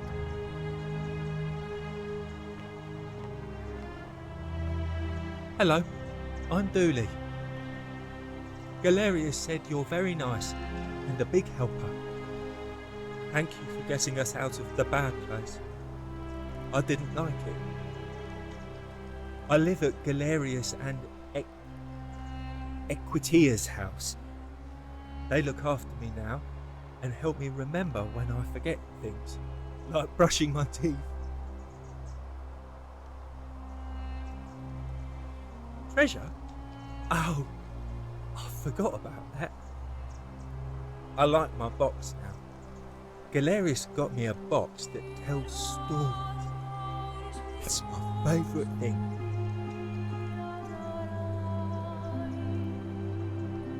Yeah, they're fun. Bye-bye.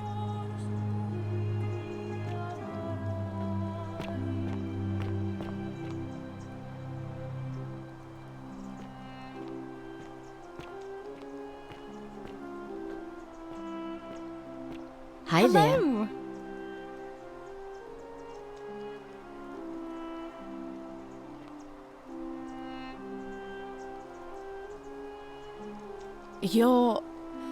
You're the Oracle, right? Oh, of course, sorry. And I never got a chance to thank you for telling Galerius how to save my life. And of course, getting me and all of us out of a terrible situation. Oh, I barely recognize myself. I'm living in a house share in London with my wonderful girlfriend. And I'm studying English at university. Eventually, I want to travel the world and write about it. Turns out, it's about 30 times bigger than the Roman Empire ever was. Did you know there are entire continents Rome never knew existed? And you can travel almost anywhere in an aircraft, which is rather like flying on a Pegasus, but much more comfortable. Oh, sorry, you already know all that, of course. I'm just so excited. There's so much to see and learn and write about. I really am. Last I heard, Malleolus kept insisting he was the last rightful ruler of the Roman Empire, and wound up being committed to a psychiatric hospital. As for Claudia, she was always so viciously unhappy. Someone said she'd blown all her money on wine, trying to drink herself back to the Underworld. After the horrific way they treated Ulpius and me, I can't help feeling a sense of... what's that German word? Schadenfreude?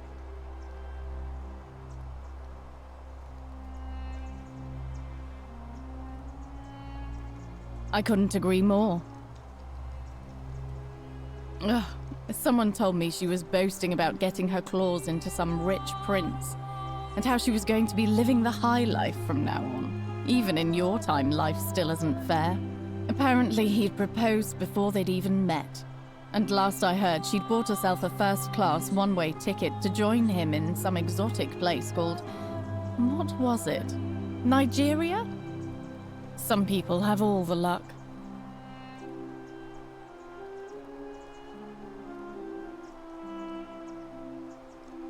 Really? Huh. I feel better already. Thank you. You too! If you're ever in London, let me know. We can go to bars and drink wine and listen to the stories of the 9 million people who live there. I hope so.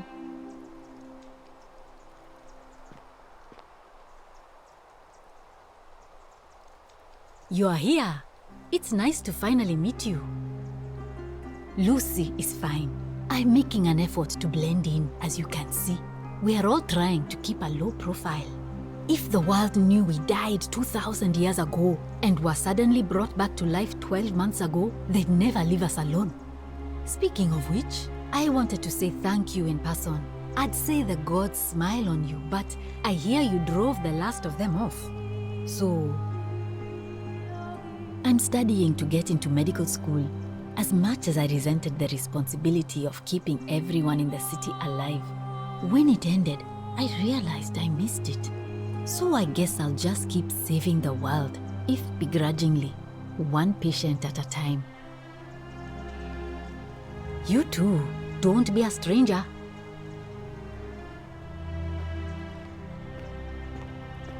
Hey.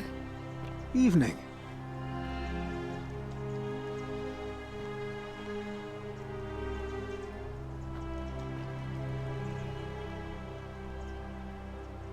Hi there, I'm Horatius.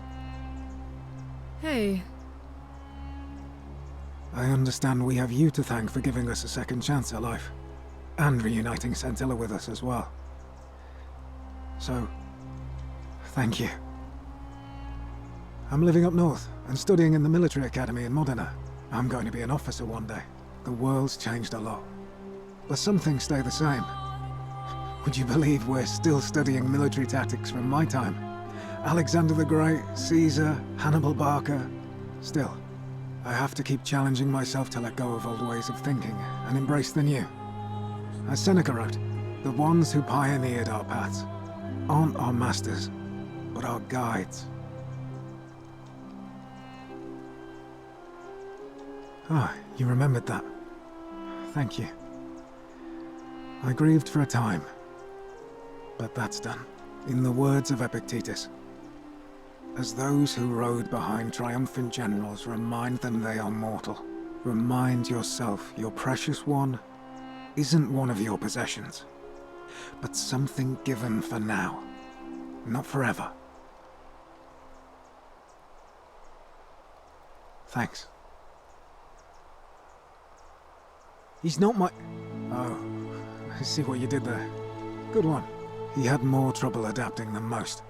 He got himself disqualified from the UFC, so he started some kind of underground blood sport tournament, like we had in Rome. Suppose it appealed to people's baser instincts. And they say he made some good coin, killing a bunch of men like that. But his luck finally ran out, and his life along with it. You know what they say. Live by the sword, die by the sword. You're not wrong. And you, farewell.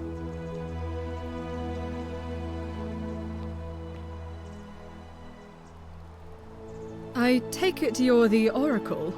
Thanks for coming. Actually, I changed my name to Cynthia. Evening. I didn't want to be associated with Sentius after what happened. I'm not sure if you heard, but after you drove Pluto off, Prasapana emerged from the Great Temple. She knew right away what none of us had figured out about that psychopath. He'd been keeping my little sister locked up in the upper cistern all that time. But he's been dealt with. He's... you know what? The important thing is, we'll never see him again. Anything I want. I'm a woman of means in a vast new world. I can go wherever and do whatever I please. Of course, I mostly just stay in my villa and have my servant Alexa summon things for me, because it's just awful out there. Barbarians everywhere. He's still there, all alone. The last golden statue in the Underworld. Trapped in a metal shell, slowly losing his mind until the end of time. Eternal torment. Just what he deserves, if you ask me.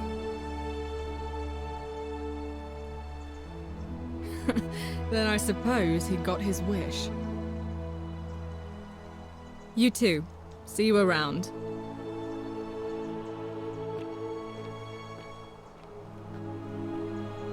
Hi there. Hello!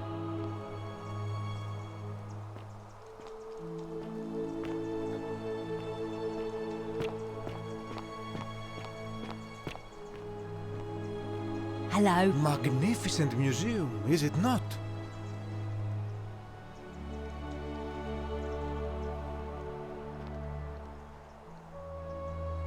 Greetings. You must be the legendary Oracle. It is a sincere privilege to finally make your acquaintance. I am Georgius.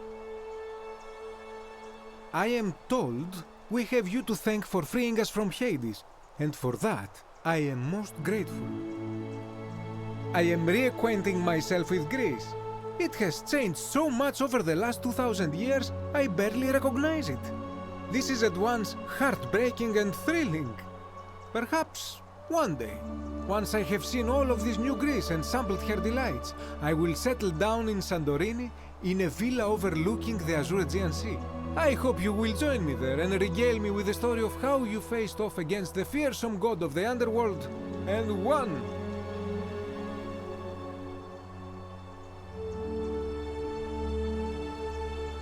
You too, my friend.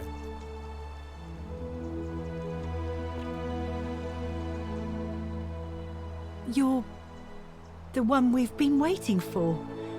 I'm Fabia. I wanted to say thanks for sending Galerius to save my life. I don't know how you knew, but I would have been crushed by that shrine for sure. I'm just so happy to be here with you and everyone together again, even if it's just for one more night. Well, it's not like I have to work with all the silver Charon gave me, so I just do what makes me happy. Mostly that means baking for my friends and looking at memes while binging TV shows in yoga pants. What a time to be alive. Thank you. I really am. You too.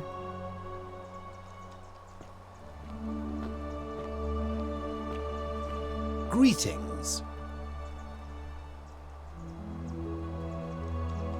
I take it you're the Oracle everybody's talking about.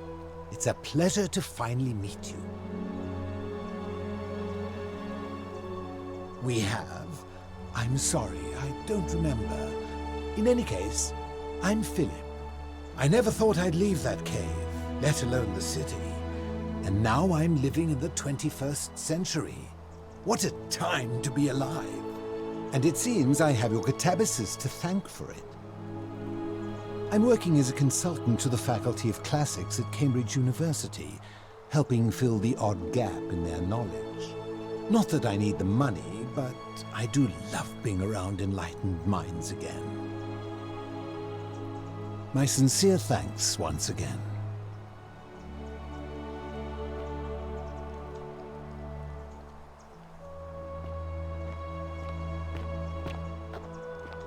Some soiree, innit?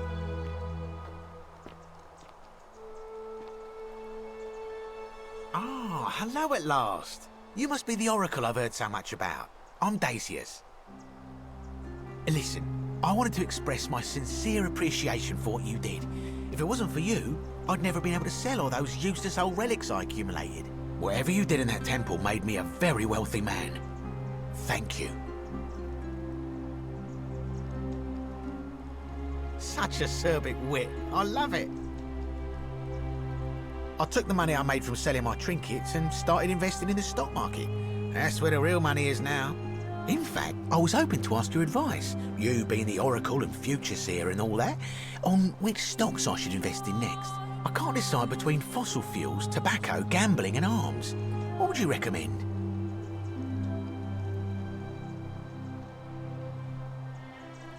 Oh, don't be like that. You can tell your old pal Dacius. I won't take no for an answer.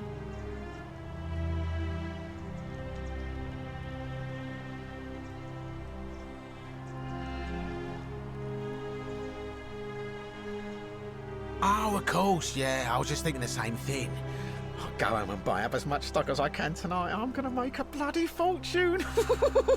Of course, don't let me keep you. Thanks again for the tips, my friend. Good evening. Hello there.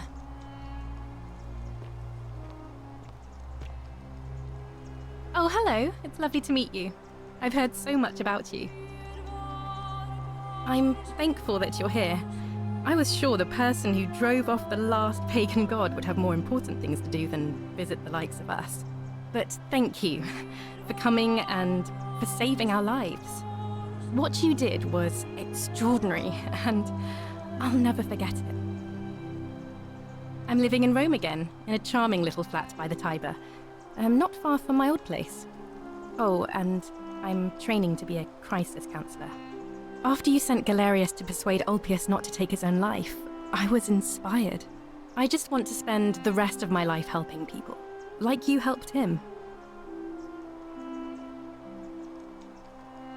Thank you. That means a lot. And you. Oh, and I hope this isn't too forward, but some of us are going out for a drink after this, if you'd like to join us. Wonderful. I'll see you soon.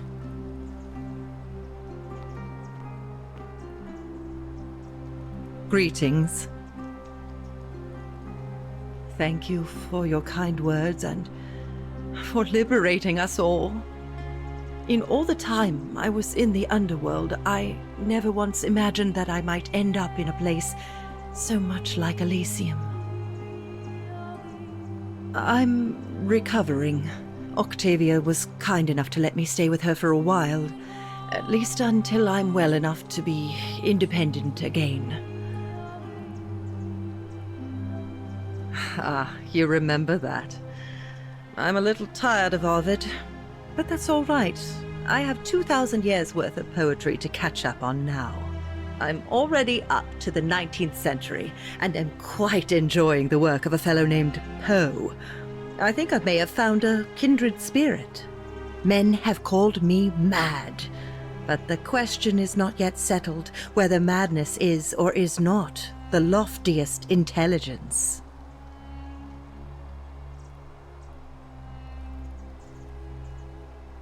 And you, farewell, friend.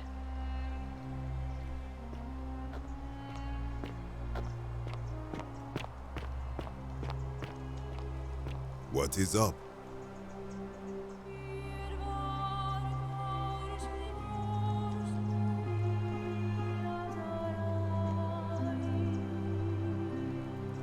It is an honor to finally meet you, Oracle. You know my name. Oh, of course, you are an oracle. You know many things. I too would like to offer my thanks for releasing us from that place, and for your role in bringing us here. This world is truly wondrous. For a time, I returned to Alexandria, but they have no need of another fisherman, and I came to see there is nothing for me there. Instead, I have decided to follow the custom of your youths and backpack the world.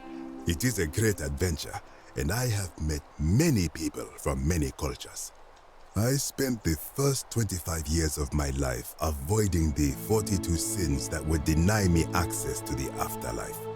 Now, I think it is time I had some fun. Thank you. Thank you, Oracle.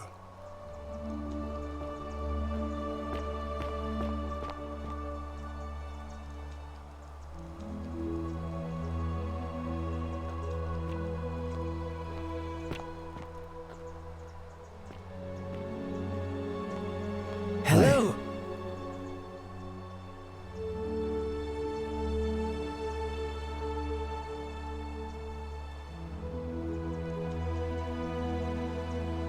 Nice to meet you.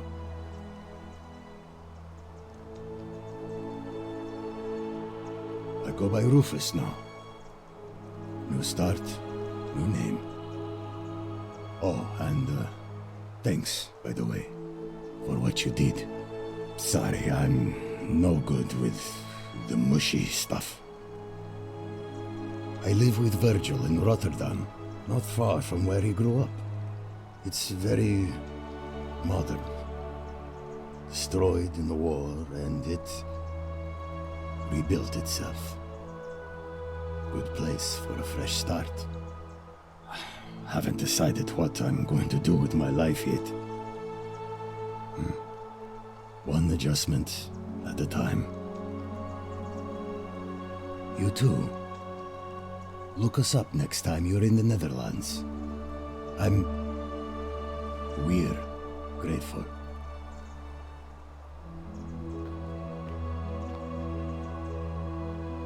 It's so nice to finally meet you. I've heard so much about you. I wanted to thank you personally for getting us out of there. And for helping Rufus come to terms with himself. He may come off a little gruff, but once you get past that, he's a lovely fellow. I'm studying to be an architect again, and living with Rufus in our beautiful flat in Rotterdam, just down the river from Nijmegen, where I grew up. Of course, it's improved immensely since I was there last. Gleaming futuristic buildings and clean streets full of educated, accepting people. You natives of the 21st century have no idea how fortunate you are. You too, as Rufus said in his own laconic way, if you're ever in the Netherlands, we'd love to show you around. It's the least we could do.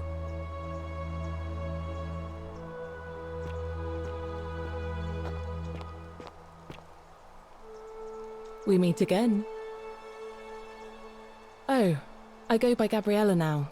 I didn't want to be reminded of that monster every time I heard my own name. And I wanted to say thanks, and no hard feelings, for leaving me in that cistern when you did. I know it must have been a difficult decision, but it was the right one.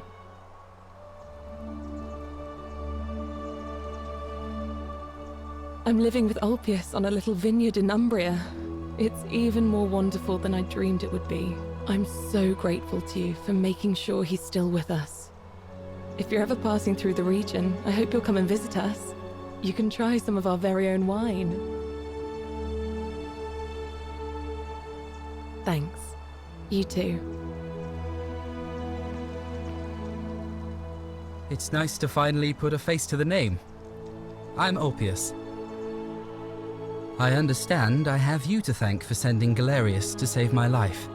The way you just showed up out of the blue and stopped me from making a terrible mistake, I'll be forever in your debt. I'm living with Gabriella in Umbria. We finally bought the little vineyard we always dreamed of. It'll be a little while before we know what we're doing, but every day I look at her and this extraordinary new world with all its beauty, and I think, what if I'd given up hope and missed out on all of this? So we're living each day to the fullest.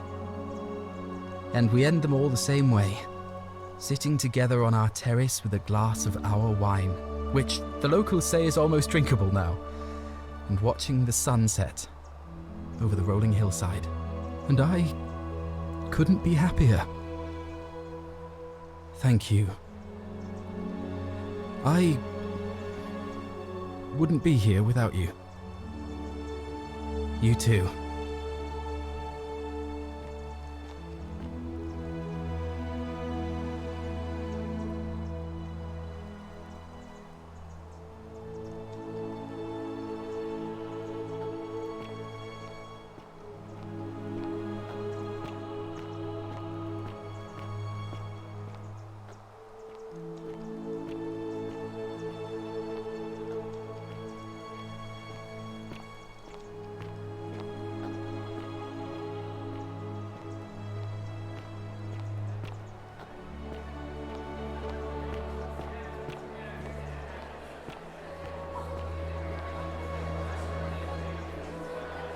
There you are. I hope you enjoyed that. Now, there's one more person I wanted to introduce you to. I think you know her. Sorry if I frightened you. Just a little joke I've been saving for a long, long time. Allow me to introduce myself properly. I am Prasapana, former goddess of the cycle of life and renewal, and now a regular mortal. I wanted to meet you in person, and thank you for freeing all these people, and me. I hate to think what would have happened to us without your intervention. Indeed. Suffice it to say that while Pluto was controlling the eyes and ears of each golden statue, I was able to control their tongues, and whisper to you when he was distracted. I am sorry my messages were so cryptic. There were only ever brief windows in which I could speak to you without being detected.